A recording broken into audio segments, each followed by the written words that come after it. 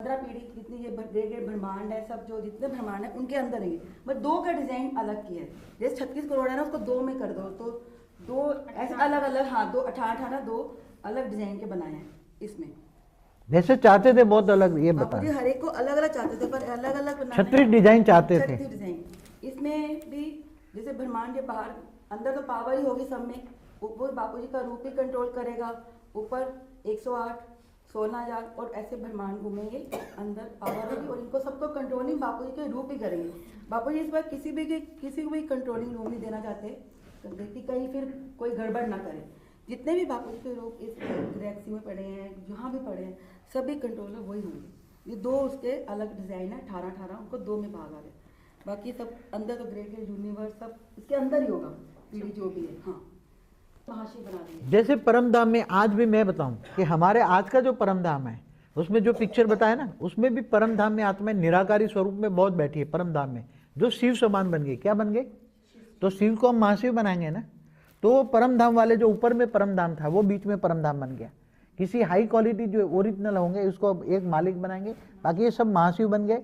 108 16,000 9 lakh. One trip, zero worries about your travel budget.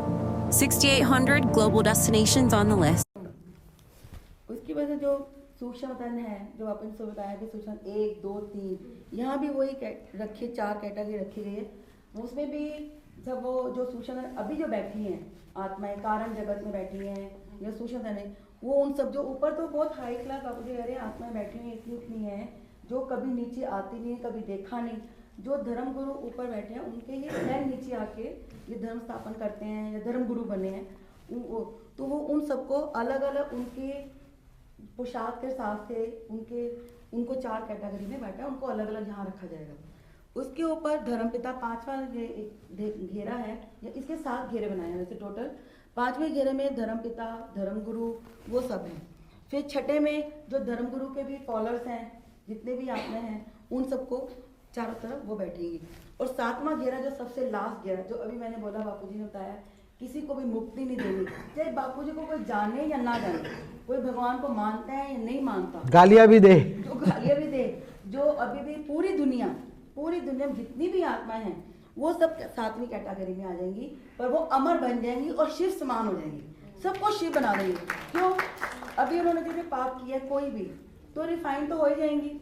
जब परम तत्व में जाएंगी, परम प्रकाश में जाएंगी, तो उनकी आत्मा तो रिफाइन हो जाएगी। वो तो अभी क्या है ना, वो तो जब निकलेंगी तो रिफाइन हो जाएंगी। रिफाइन होके बापूजी को 7वें घेरे में सारे जीव जंतु जो भी है, यहाँ पे जो माँ ने बताया पक्षी लेके जा रहे हैं, पर वो सब परम तत्वों के हो जाएंगे, परम लाइट के हो जाएंगे, परम तत्वों के। ये सब आत्माएं 7वें घेरे में रहेंगी, पर उनको रियलाइज होगा हम 7वें घेरे में क्यों है।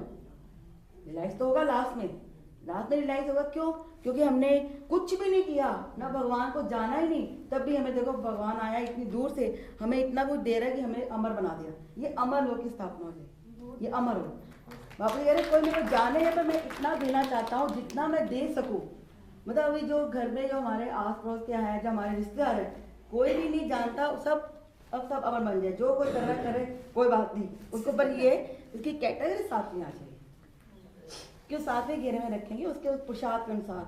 फिर भी अमर तो बन गए, कोई मिट्टी की दुनिया बननी नहीं है, मैं मिट्टी दुनिया इससे ज़्यादा कुछ है ही नहीं, मिट्टी दुनिया तो होगी ही नहीं, खत्म।